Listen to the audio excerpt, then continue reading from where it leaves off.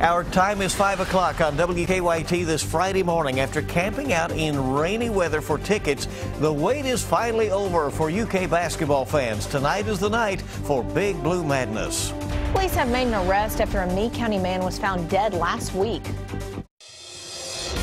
Tracking, alerting, protecting. This is WKYT This Morning.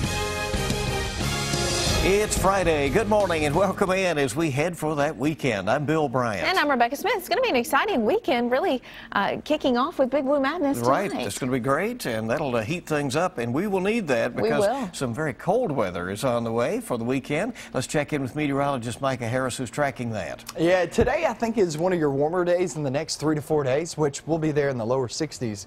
So that just tells you, here comes a big shot of cold air. There's your front right through there, the coldest air just to the north of us. And we're pushing that rain on out of here. Only a few sprinkles left over southern zones. 48 Frankfurt, 59 in London. Go off into Manchester and then work your way Beattyville, Boonville, holding on to temperatures roughly 60 degrees. The coldest air seeping on in. You'll feel it today, 62 degrees, but you'll really feel the effects towards your weekend. I'll show you a frost advisory, a freeze watch. Really cold temperatures coming up in a few minutes. All right, thank you very much. And in our news this morning, he deals with children all the time, and parents place their trust in him. But authorities say that he has abused power. Police say Pike County bus driver Kenneth Brown has been charged with multiple counts of rape. WKYT's Mark Barber is joining us now live from the news desk with what the school is saying about these disturbing charges. Good morning, Rebecca. In this case, the details in this case are certainly disturbing. The bus driver is 47 years old. The girl he is accused of raping is 12 years old. The Pike County Board of Education is speaking about the disturbing case this morning because Kenneth Brown drove students to school in the Eastridge area. School officials are not saying whether the alleged victim was assigned to his bus. According to an arrest warrant, Brown had sex with the 12-year-old at least 5 times since August. The 47-year-old is now charged with multiple counts of raping a child.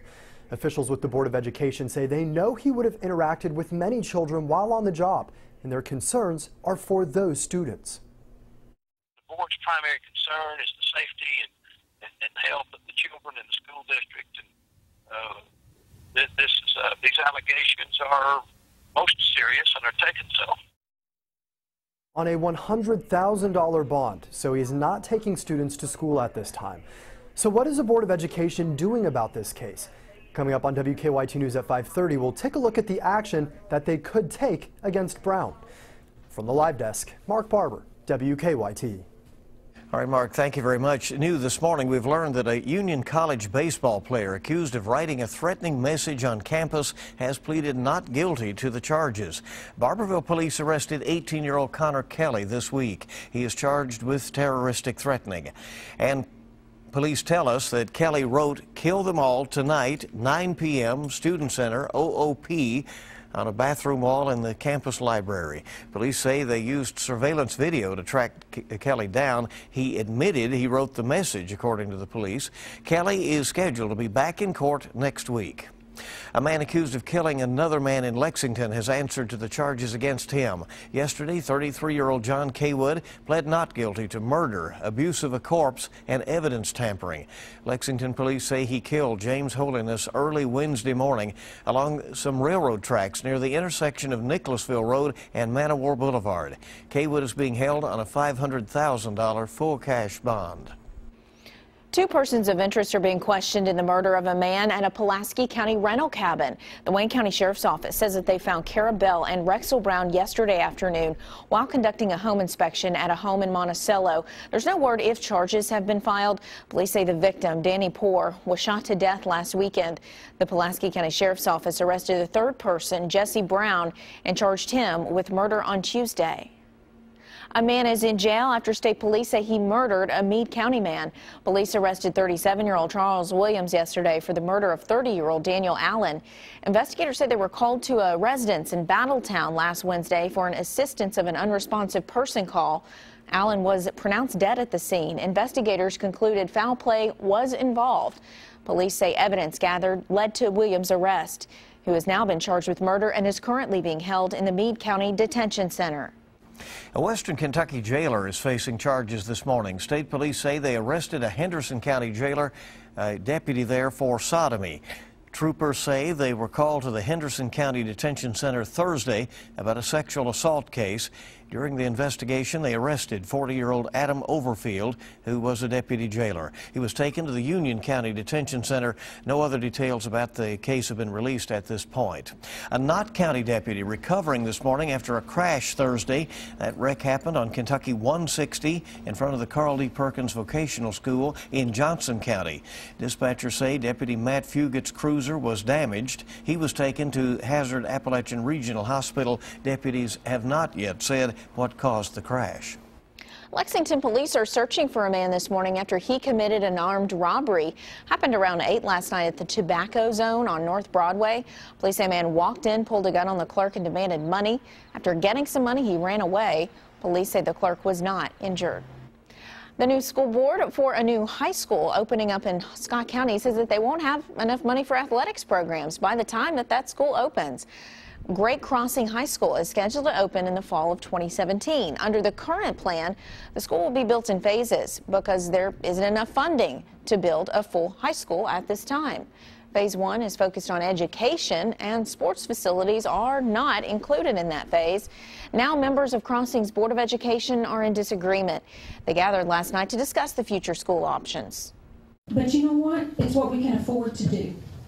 And we cannot wait until we have the money to do the full high school, because we will be waiting until 2000, whenever. But in my opinion, my personal opinion, and I will vote this way till the cows come home, we don't have a high school till we have athletic programs. We're in business to educate, but there are so many kids that somehow are just hanging on in our district because of the opportunity to play football in the afternoon or soccer or whatever. The board says that a lack of other options likely means the school wouldn't be able to afford extracurricular activities by the scheduled opening. They now plan to look at all possibilities, including corporate partnerships and sponsorships. The board will meet again next Thursday to discuss the issue further. Obviously a big controversy there. Well, some leaders in the community gathered last night to discuss ways to close the achievement gaps in Fayette County schools. 70% of Fayette County schools showed an overall improvement in state test scores this year.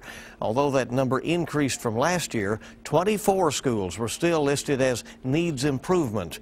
To ensure all students are succeeding, a panel out at Shiloh Baptist Church said more needs to be done.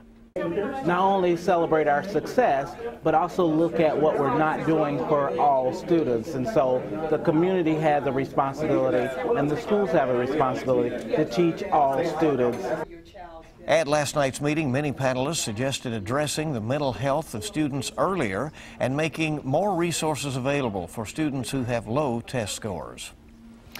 It's a day the basketball fans have been waiting for. Tonight is Big Blue Madness. That's right. Fans camped out, of course, in the cold and the rain to get the tickets. Yeah, they did. Oh, wow. As they do every year. And after a recently released preseason poll has UK ranked #1 overall heading into the season, fans are ready for this year's team to hit the court.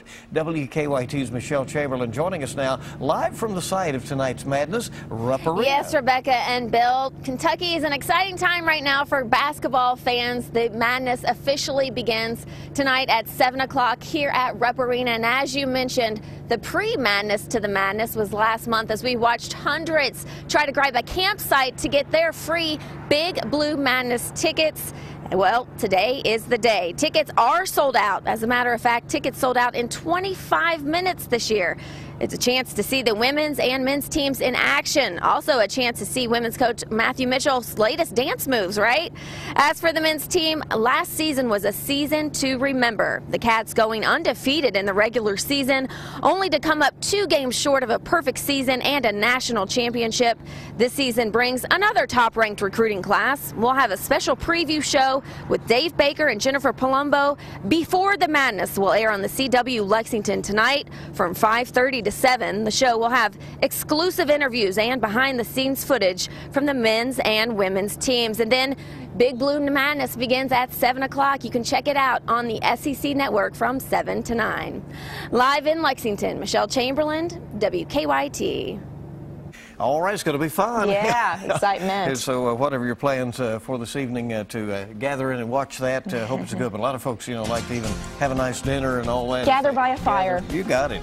Good idea with the cold temperatures we have. Coming up on 5:10 on WKYT this morning. Some migrant workers thought hiding in the back of a tractor trailer would help them sneak into the UK. They found a big old surprise riding along with them. We'll tell you what that was just ahead. Probably not the best truck to choose. 48 degrees there in Frankfurt. We're near 60s down south. That's that cool air moving on in. I'll show you a cold forecast coming up.